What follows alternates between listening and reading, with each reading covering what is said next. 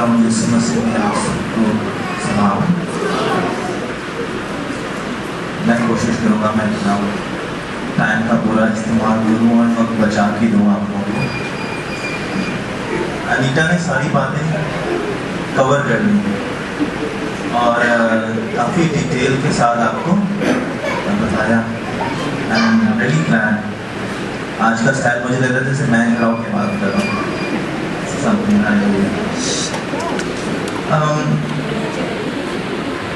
इससे बेचते कि मैं इस करने पे एक छोटी सी रिफ्लेक्शन पेश करूँ, मैं चाहता हूँ कि थोड़ा सा इसका बैकग्राउंड जान लें कि हम किस मौके की बात कर रहे हैं।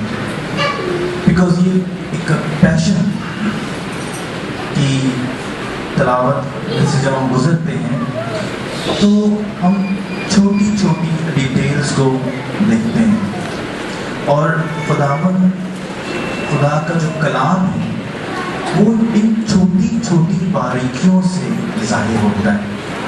इसकी मिसाल में आपको बहुत आम सी मिसाल है, लेकिन मैं जोर देना चाहूँगा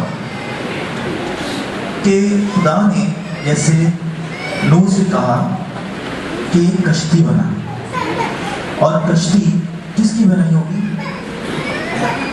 लकड़ी की। लेकिन कलाम में इस लकड़ी का नाम लिखा हुआ है, गोफर की लकड़ी। इसी तरह से जब दाऊद जाति जूलियत को मारने जाता है तो उसको तो सिर्फ उसे मारने के लिए सिर्फ एक ही पत्थर चाहिए था, लेकिन वो कितने पत्थर चुनता है? वो 5 पत्थर। और वो 5 पत्थर क्यों चुनता है? वो 5 भाई। यस, क्योंकि जाति जूलियत और उसके 4 भाई और थे, तो जाति जूलियत समेत वो 5 भाई थे। और दाऊद ये अच्छी तरह से जानता है कि अगर जाति जूलियत को मैं मारता हूँ तो ये लाजमी है कि इसके भाई इसके पीछे आएंगे, और वो हर भाई के लिए बस एक पत्थर चुनता है। हालेलुया। इसी तरह से ये जो पैशन का जो तरावते हैं, इसमें छोटी छोटी हिडन फैक्ट्स हैं, जैसे अनीता ने दूसरे का बताया, और इसके पीछे बहुत बड़ा रीजन है। और ये इसलिए हुआ ताकि नविश्ते पूरे हों, कि जो भी कलाम में बातें लिखी हुई हैं उनका पूरा होना जरूरी है। अच्छा, यीशु को तकरीबन ये जब एनालाइज किया जाता है, जब हम रिसर्च की किताबें पढ़ते हैं, तो तकरीबन 1 या 1:30 बजे रात के करीब अरेस्ट किया गया। और अनीता ने भी बता दिया कि इसमें तकरीबन 6 बार वो अदालत में पेश हुए। सबसे पहले जब उनको रात को बेगार पकड़ा तो सबसे पहले यीशु को हन्ना चीफ प्रीस्ट के सामने पेश किया जाता है, सरदार काहिन। अब याद रखिए, सरदार काहिन सिर्फ एक ही है, लेकिन यहाँ पे जितनी भी काहिन है उन्हें सरदार काहिन ही कहा जाता है। और यूहन्ना जो है वो सरदार काहिन का कौन है? सुसर, ठीक है, फादर इन लॉ जो कैफा है। तो फिर हन्ना के बाद यीशु को कैफा के पास लेके जाते, ये दूसरी अदालत हो गई। और कैफा के बाद वो सनहीड्रन यानी कि अदालत आलिया में पेश किए जाते हैं। ये सुबह तक ये 8 घंटे का पूरा मुकदमा रात के वक्त चलता है, और सुबह 6 बजे के करीब पिलातुस के पास यीशु को लेके जाते हैं। और पिलातुस के पास जो भी बात वो करते हैं वो सारी रिलीजियस एलिगेशंस होती हैं यीशु के ऊपर, कि ये अपने आप को खुदा का बेटा कहता है, ये भी कहता है कि इस हैकल को ढा दो तो मैं 3 दिन में इसको खड़ा कर दूंगा। और पिलातुस को ये सुन के कुछ खास इंटरेस्ट नहीं होता, because he is the army person. लेकिन जब उसको ये पता चलता है कि ये अपने आप को यहूदियों का बादशाह कहता है, तो वो वाला पॉइंट जो है पिलातुस के लिए अहम है, बिकॉज वहाँ पर आके जो रोमन गवर्नमेंट है वो नहीं चाहती थी कि कोई भी chaos यरूशलेम में हो, बिकॉज ऑलरेडी वहाँ पे गयूर पहले से मौजूद थे। तो यहूदा अस्करियोती जो है वो ऑलरेडी गयूरों की जमात से है, और ये जो दो डाकू हैं ये भी वही गयूर की जमात में से हैं। इनको बेगार नहीं बल्कि उनको कत्लो गारत की जुर्म में पकड़ा हुआ है। ओके, तो इस तरह से आप देखें कि जब जो कानून है वो यहाँ पे लागू नहीं हो रहा, जो कि फकीह फरीसियों का जो कानून है वो कुछ इस तरह से है कि जब भी फैमिलीज तकरीबन 120 फैमिलीज अगर मौजूद होती थी तो वहाँ पे एक छोटी अदालत लगाई जा सकती थी। इन 120 फैमिलीज के लिए 3 से 7 लोग उस अदालत को जज कर सकते थे। लेकिन सनहीड्रिन जहाँ पे यीशु को पेश किया जाता है वहाँ पे टोटल 71 पीपल वहाँ पे मौजूद हैं, जिसमें से 24 जो है सरदार काहिन हैं, 24 बुजुर्ग हैं और 23 फकीह। फकीह कौन है? जो कि शरीयत के एक्सपर्ट, उनके सामने आप कोई भी बात करें तो वो शरीयत से बात पकड़ सकते हैं। अब इनका काम यही है ताकि केस को अच्छी तरह से सुना जाए। और जब ये टेंपल पुलिस रात को यीशु को गिरफ्तार करने जाती है तो वो यही सवाल करता है, क्या तुम लाठियों के साथ और तलवारों के साथ मुझे डाकू समझ के गिरफ्तार करने आए हो? मैं रोज साइकिल में तुम्हारे साथ हूँ, तुमने मुझे नहीं पकड़ा। ठीक है, तो यानी कि ये जो फकीह हैं ये तो एक्सपर्ट हैं सिर्फ कलाम के, लेकिन जो बुजुर्ग हैं और साथ साथ में काहिन आज़म है, इनके इख्तियार में ये टेंपल पुलिस होती थी, जो कि यरूशलेम में हैकल में जो नज़्म व ज़ब्त के लिए पुलिस रखी गई थी वो भेजी गई। अब यहाँ पे जो टेंपल है वो भी रोमन इन्फ्लुएंस टेंपल है, क्योंकि अभी ये हेरोदिस ने बनवाई है और उसके ऊपर जो एक चील का उन्होंने निशान रखा हुआ था। इसका मतलब है कि ये जो रोमी गवर्नमेंट के इन्फ्लुएंस के अंडर टेंपल जो है ऑपरेट होती है। ठीक है, इसलिए वहाँ पे टेंपल पुलिस वगैरह होती है। लेकिन सनहीड्रिन कुछ बातों का खास ख्याल रखते हैं, लेकिन आज वो तमाम बातें दरगुजर करती हैं। सबसे पहला, कभी भी कोई भी केस रात को नहीं होगा, वो दिन दिहाड़े लोगों की मौजूदगी में होगा।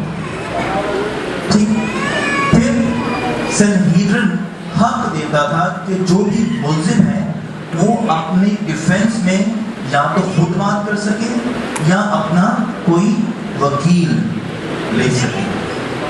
फिर किसी मुल्जिम पर को मुजरिम नहीं ठहरा सकते थे जब तक 2 गवाह गवाही आगे ना दें, क्योंकि ये लाजमी है। क्योंकि अगर कोई झूठी गवाही देता है तो उसके साथ वो भी होगा जिसके बारे में जो सजा वो इस मुजरिम या मुल्जिम पे आयद करना चाहता है। तो झूठा गवाह ना तो आसानी से मिलता था और ना ही लोग देते थे। इसीलिए जब यीशु को पकड़ा तो सबसे पहला काम इन फरीसियों, फकीहों ने और बुजुर्गों ने क्या किया कि झूठे गवाह ढूंढना शुरू कर दिए, लेकिन मिला कोई नहीं। फिर 2 लोगों ने आके ये कहा, कितने लोगों ने? 2 लोगों ने, कि हमने अपने कानों से सुना है कि इसने कहा है कि इस हैकल को ढा दो तो मैं इसको 3 दिन में खड़ा कर दूंगा। और यहाँ पर आकर के केस मजबूत हो जाता है। और फिर काहिन आज़म यीशु कहते हैं, मैं तुझे खुदा की कसम देता हूं कि तू तू खुदा का बेटा है, तू खुद ही कहता है। और इसके बाद तू इब्ने आदम को खुदा के दाहिने हाथ बैठा और बादलों पे आता देखोगे। और यहाँ पर आके अपने कपड़े اور کہتے ہیں اب ہمیں گواہوں کی ضرورت نہیں ہے کیونکہ ہم نے خود سن لیا ہے جس نے کفر کہا ہے، اور کفر کی سزا موت ہے۔ اب یہ خود کیوں سزا نہیں دے رہے اور خود کیوں جا کے یسوع کو صلیب نہیں دیتے یا سنسار نہیں کرتے، یہ الگ بات ہے، کیونکہ کیپٹل پنشمنٹ جو کہ مصلوب کرنے کی سزا، اذیت والی سزا صرف رومی دیتے تھے۔ تو یہ یہی چاہتے تھے کہ جب رومی گورنمنٹ یسوع کو اذیت والی سزا دے گی اور وہ ایک منظر عام پیش شہر کے بعد یسوع کو لٹکائیں گے تو یہ عبرت کا نشان بنے گا دوسروں کے لیے۔ دوسری بات، خود سزا دینے کے لیے یہ لازمی ہے کہ وہ اپنے پروٹوکولز فالو کریں، کیونکہ یہ پورے کا پورا کیس 3 دن میں پورا ہونا تھا۔ جب بھی کسی کو اریسٹ کیا جاتا تھا تو 3 دن میں یہ سنوائی پوری ہوتی تھی۔ پہلے دن سزا سنائی جاتی تھی، دوسرے دن وہ روزہ رکھتے تھے، روزہ رکھ کے دعا کرتے تھے کہ کہیں ہم سے کوئی خطا، غلطی یا کوئی ایرر تو نہیں ہو گیا، اور تیسرے دن پھر گواہوں کو بلا کے گواہیاں سنتے تھے، اور یہ جلدی پروسیس ہو جاتا تھا۔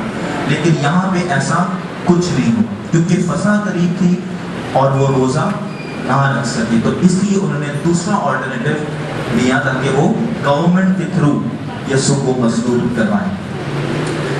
وقت نہ ضائع کرتے ہوئے میں یہ کلمے کی جو بنیادی بات ہے وہ بات کرتا ہوں کہ یسوع نے جو فتح مندی کا کلمہ تمام ہوا کہا، یہ تمام ہوا، کیا تمام ہونا ہے؟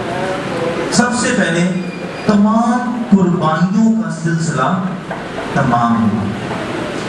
ہمیشہ خدا نے کفارے کے لیے ایک قربانی کا ماڈل دیا ہے، اور یسوع کی قربانی آخری اور حتمی قربانی، الٹیمیٹ سیکریفائس، اور یہ قربانی تب تک سمجھ نہیں آ سکتی تھی جب تک دوسرے اس قربانی کو ماڈل کو فالو نہ کرتے۔ اس لیے وہ تمام قربانیوں کا سلسلہ ختم ہوا، پھر شریعت کے تمام حقوق کی دستاویز تمام ہوئی۔ اب یہ بائبل میں لکھا کہ کوئی خدا کو نہیں دے سکتا جب تک کہ وہ راست اور کامل نہ ہو۔ تو یسوع نے کاملیت اور راست بازی کیسے پوری کی؟ وہ 30 سال تک اپنی ماں باپ کا فرما بردار رہا، اس نے اپنی تمام رسپانسبلٹی، ایون صلیب کے اوپر بھی وہ رسپانسبلٹی مکمل کرتا ہے، جہاں پہ وہ اپنی ماں کو اپنے شاگرد کے حوالے کرتا ہے کہ اے عورت دیکھ تیرا بیٹا یہ ہے، اور بیسکلی یسوع کیا کہہ رہا ہے؟ جب بھی ہیبروز میں یا اسرائیلیوں میں جب نکاح ہوتا تھا تو اس وقت یہ الفاظ دہرائے جاتے تھے کہ اے مرد دیکھ تیری بیوی یہ ہے، اے بیوی دیکھ تیرا مرد یہ ہے۔ عورت کا ذکر کلام مقدس میں کلیسیا سے تشبیہ دینے کا ہے، اور یہاں پہ یسوع کلیسیا کو کہتا ہے کہ دیکھ تیرا بیٹا یہ ہے۔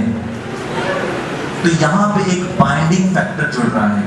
یہ تو جسمانی بات تو ہے آلریڈی اور رسپانسبلٹی کی، لیکن اس کی روحانیت اور دیر پا یسوع کے ذہن میں کیا چل رہا ہوگا یہ لازمی جاننا ضروری ہے۔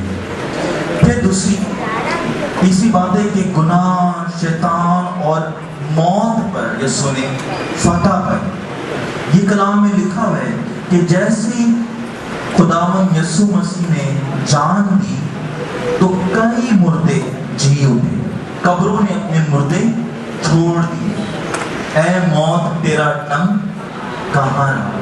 تو یسوع نے مر کر اس موت پہ جو کہ بائی ڈیفالٹ ہمارے آباؤ اجداد کے وسیلے سے ایکٹیویٹ ہوئی، جب آدم اور حوا نے नाफरमानी करके वो फल खाया जो खुदा ने कहा था मत खाना, और उसके वसीले से मौत इस दुनिया में आई, और यीशु ने फर्मा बरदारी करके उस मौत पर गलबा पाया।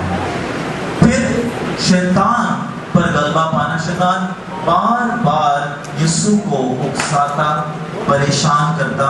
40 दिन और 40 रातों में जब यीशु बियाबान में था तो वो शैतान से आजमाया गया, और लिखा है शैतान ने उसको तब तक नहीं आजमाया जब तक एक अच्छा मौका ना आ गया, until the opportune time। और वो opportune time क्या है कि यीशु जो है ये पित्तमली मैं जो है वो पी ले, ताकि वो जो पेन है वो उसको फील ना हो, लेकिन वो शैतान पे काले पाता है। फिर ये जो यीशु ने इस बात की मोहर लगाई कि अब खुदा और इंसान का जो राब्ता है वो फिर से बहाल हो चुका है। तो यीशु जो है वो जब ये मैं पीता है तो कहता है तमाम हुआ।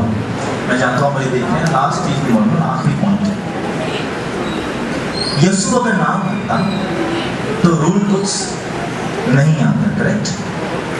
और अगर मसीह ये ना कहता कि तमाम हुआ तो खुदा रूल के वसीले से हम सब के साथ ना रहता। आइए हम इस मोमेंट को एंजॉय करें, रादर देन हम अफसरदा हों, और हम सबसे कहें कि हम यीशु के वसीले से अब वो तमाम चीज़ें कर सकते हैं जो हम ना कर सकते थे।